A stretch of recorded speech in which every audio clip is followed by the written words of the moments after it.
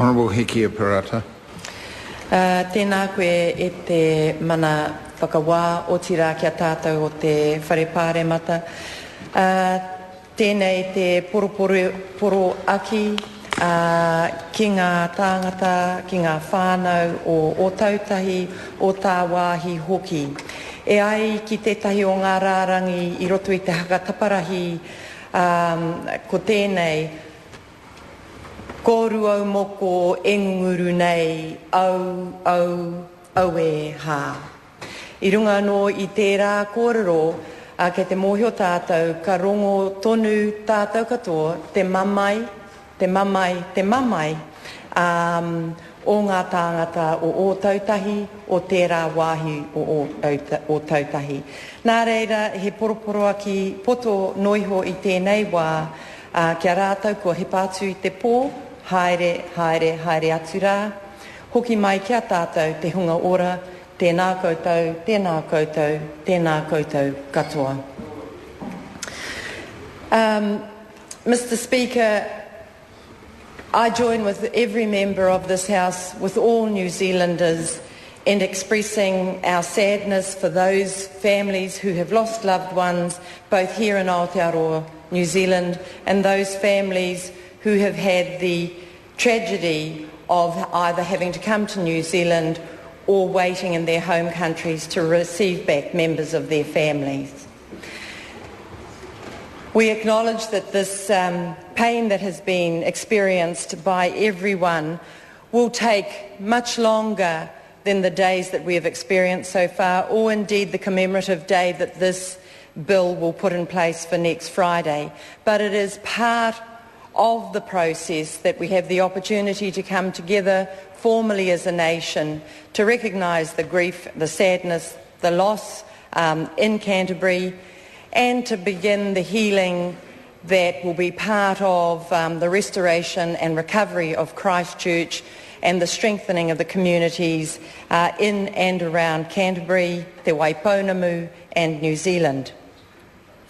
I went down to Christchurch last week and had the opportunity to visit ethnic communities in Christchurch who were responding with the same resilience that has characterised the entire response of Cantabrians to this tragedy,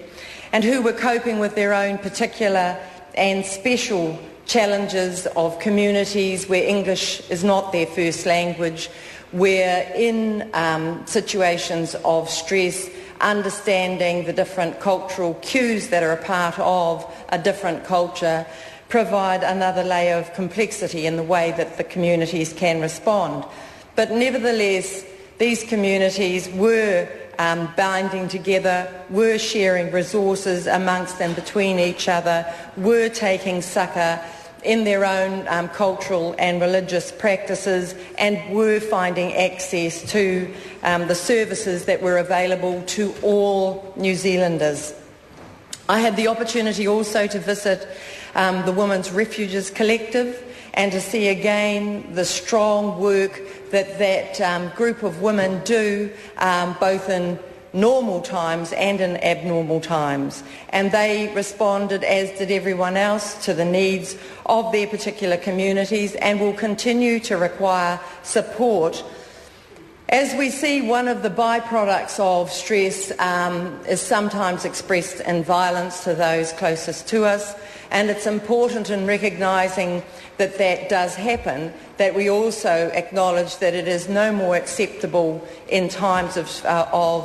tragedy than it is in any other time, and that we continue to provide support to organisations like the Women's Refuge to meet the demands of the situation. I also had the opportunity to visit Orion, the company responsible for getting electricity back up throughout Christchurch, who themselves had found that their own building was rendered uninhabitable by the earthquake,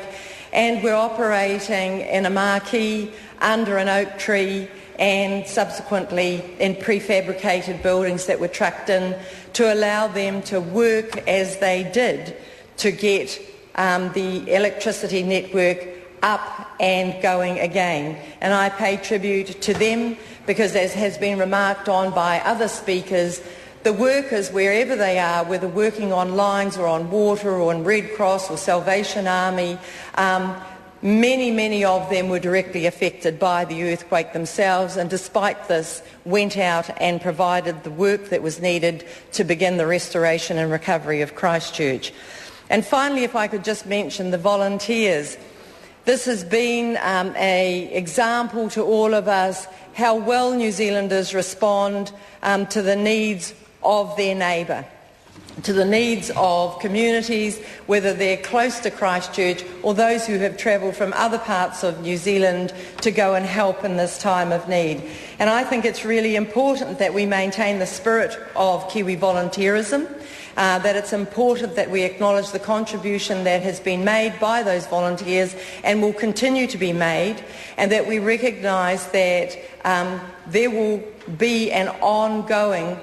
need for volunteers in the weeks and months that are ahead of us. So I join with the rest of this House in supporting the passage of this bill, while acknowledging that it may not be legally necessary, but it does indeed give us the opportunity to come together as this parliamentary community to recognise and respect